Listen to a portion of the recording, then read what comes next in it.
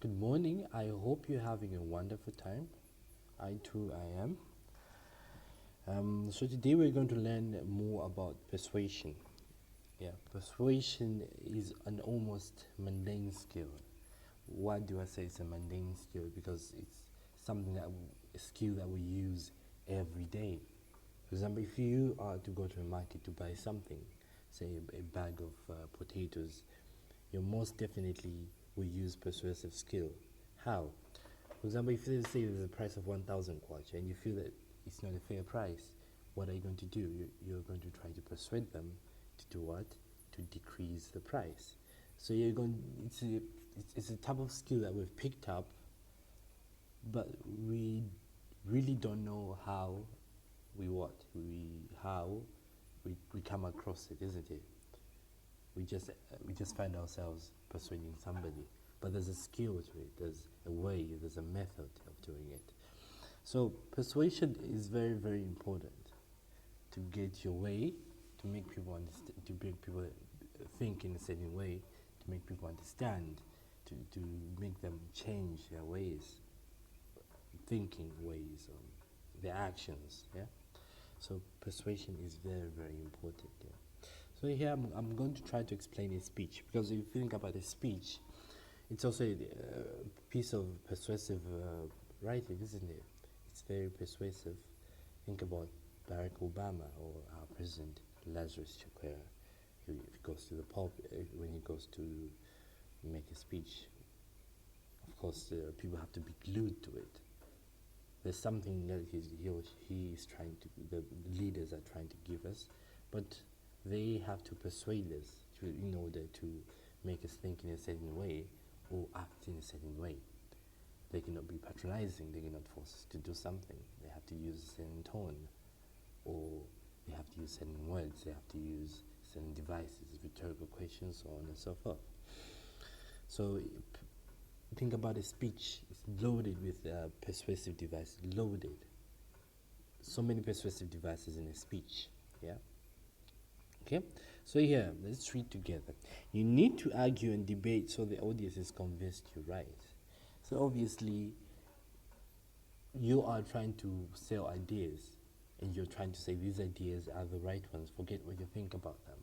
Or you're trying to reinforce those ideas and trying to say that they are morally correct. So you have to convince or reinforce or build upon those ideas, yeah? And then you have to discuss and weigh up the conflicting arguments so you educate your audience about the issue. So obviously, if there's an argument, there are two sides of it. You're not going to persuade the audience if you're just trying to be one-sided. You have to understand some of your audiences have already preconceived notions about the topic. They already have ideas about the topic, which may not agree with you. So you need to address those ideas. You need to address them and give alternatives to those ideas. It's very important here. All right. Think icon. All right. No. To get what you want, make them think. So before a person does an action, there's a process of thinking here. The thinking process translates into an action. Order of persuasive modes: logical, so you have to use the logic; authoritative, okay; emotional, all right. So of course you have to tell them this is, if you do this, it's only the right way of doing it, all right. Authoritative, of course, a leader, yeah, there's authority there, all right. Emotional, you're trying to exploit the emotions here, as negative as it sounds, the word exploitive, but yeah, that's what you're trying to do, yeah. If the purpose, okay, there's an exam tip for those, yeah, okay. If the purpose is to discuss, inform, then remember you're trying to educate the reader about the issue in the question. There are generally two ways of doing this. Didactic comes from the Greek to teach. It means giving, instructing, particularly in moral one. In lecturing type of way, this style has its place, like when someone of great authority is speaking. Otherwise, it can be quite preachy and sometimes a bit patronizing and arrogant. Okay, so you can be giving instructions of a certain topic. We need to be doing this, you need to be doing that, okay? But of course, as you've said, if you have great authority, for example, a head teacher here can, if it is authority, you need to do this, you need to wear a uniform because a uniform does so, such and so forth. This school needs to look so on and so forth. You're giving a what? Instructions. A moral one. So it's stemming from a morality point of view here. So if, for example, if you don't wear a uniform, those who are coming from poor families will be left out, yeah? Right? Because if you are wearing normal clothes and some people don't have enough money to buy flashy clothes, those kids, what will happen to them? They'll feel left out. And of course, this can translate into their classes suffering because of the mindset that they may have regarding this, yeah? So you need to have a moral standing. You'll say, okay, breaking school property is bad, and you give your own reasons. Of course, there's a morality here, isn't it? But of course, you need to be very careful. It can be patronizing or arrogant. Patronizing and such as if you're telling people what to do, as if you are the boss of them. You're patronizing, all right? As if they don't know anything at all, and you're telling them. So you need to be very careful here, okay? And you may seem arrogant, as if you know everything that is there to it, but you should try to avoid that at all times. Pedagogical, all right? Pedagogical, pedagogical, all right? So pedagogical is like teaching, right? Okay, so this is about teaching them, educating the people. So how do you do this? You try to engage them, right, in a subjective way. So when I say subjective, you're using facts and statistics. You're not giving them your own point of view, like straightforward. You're engaging them, right? You're interacting with them, and you giving them rhetorical questions so that they can think, right? Rhetorical questions so that they can think. For example, if you say, how long is this going to continue, right? Of course, there's a statement here, but there's also that point where they have to think, right? It's a statement, must in the question. So they have to think. It's a question they have to answer here as well. So you try to kill two birds with one stone here. All right, so you should avoid just giving them as it is. So we can see here the first one, the didactic and the pedagogical one. The pedagogical one, I can prefer that one because you may not ostensibly be convincing them to do a certain thing. They may not feel as if you're patronizing them. So it's easier to achieve the persuasion here. Think about how you prefer to learn. Yes, it can sometimes be helpful to have someone bombard you with information, but you probably learn better when it's more of two-way processing. You engage with the person teaching. Be yourself, everyone else is already taken. Oscar Wilde. Okay, so that's a quotation. Be yourself, everyone else is already taken. So you need to be genuine here, right? Don't try to copy so much. You should write every day and learn to edit and pair it right back so you're proud of every sentence, and each one is either useful or beautiful, but hopefully both. So you should write and edit them until you're proud of your sentences, yeah? Alright. Okay. There's a note here, it says important. If the question tells you to start your letter dear, then you don't need to write out the address and date. So here, of course, here, this is also a letter. A letter can also be a persuasive piece of writing, think about it, because you're trying to persuade your friend to do something, to act in a certain way, to feel a certain way, so it's persuasive, all right? Or you're trying to persuade them to join a certain club. You're writing to them. You are going to try to be persuasive. Use those rhetorical questions, use those statistics, use those anecdotes, use those, you've learned them, you already know what they are. Alright, so here, you should always start your letter with dear, followed by their name, e.g. Dear George or Dear Mrs. Bennett. If you don't know their name, you can either write Dear Sir, Madam, or you can address it to their job title, e.g. Dear Mistress, Headmistress. When you sign off your letter, you can end with yours sincerely if you do know their name, and yours faithfully when you don't know their name. So if you start off with Dear George, yeah, you have to end with yours sincerely because you know the name. But if you start with dear madam or sir, as as it's written sometimes, then you have to end with yours faithfully. All right. So here there's kind of like we can call it a formula for remembering what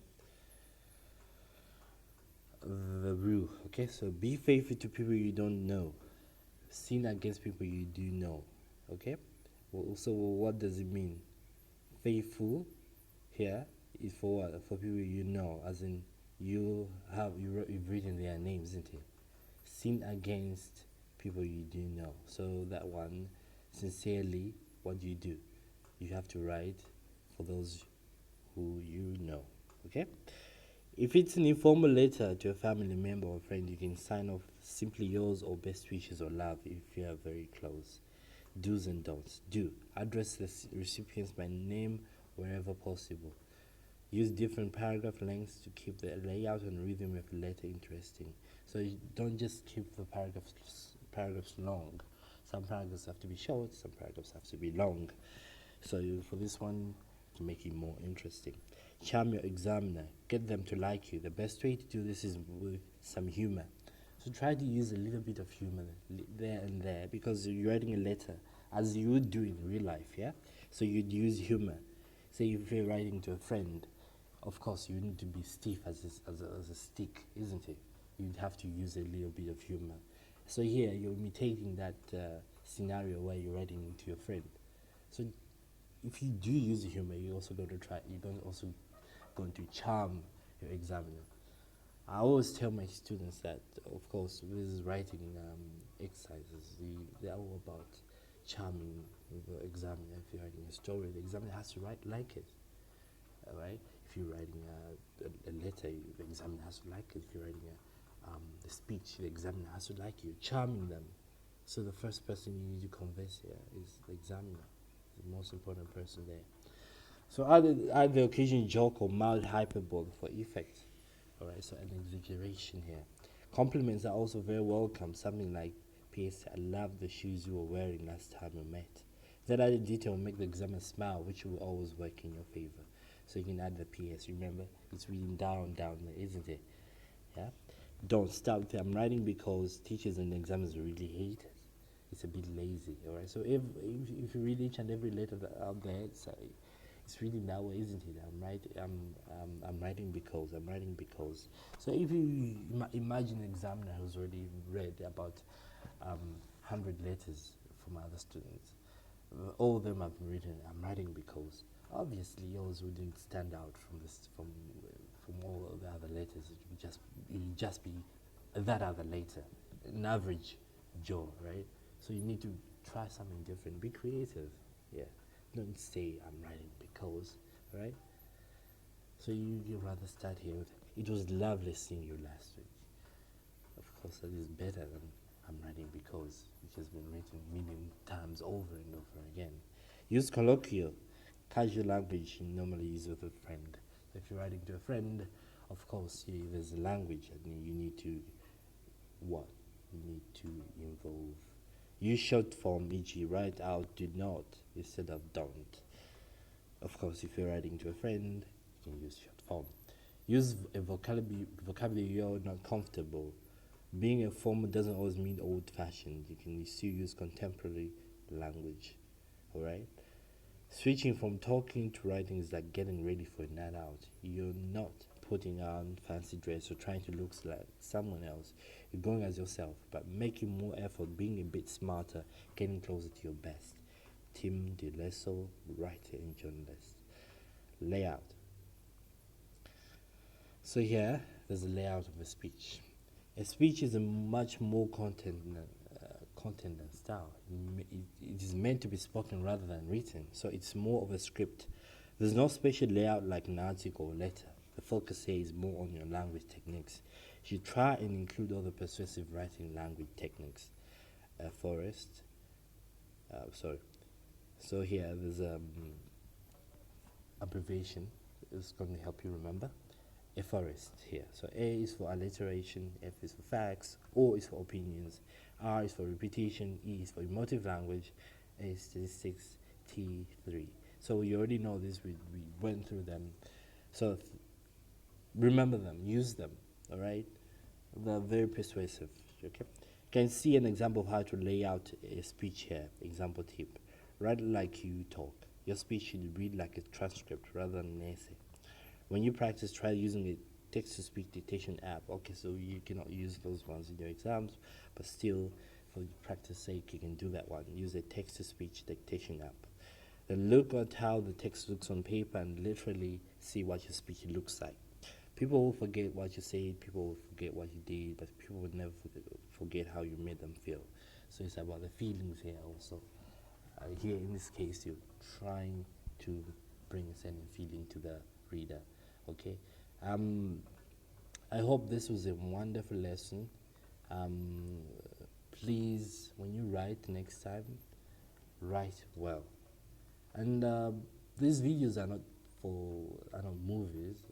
It's not like you're watching a film or something like that. Please try to write short notes as much as possible. If you somewhere you didn't understand, there's a person behind the video. You can text them and say, "Sir, I didn't understand this place or that place," and I'll be very glad to help you, right? And also, what you can also do here, of course, you can watch the video over and over again, maybe 2 times. I'm not that boring, and I'm not. So, thank you very much. I hope you're really preparing for the exams. And these are just revisions of what we did before. Please keep on practicing. There's no other way of doing it. Just practice, practice, practice. And when you do, you get the best mark. Have a wonderful rest of the day. See you hopefully when life goes back to normal. Thank you very much.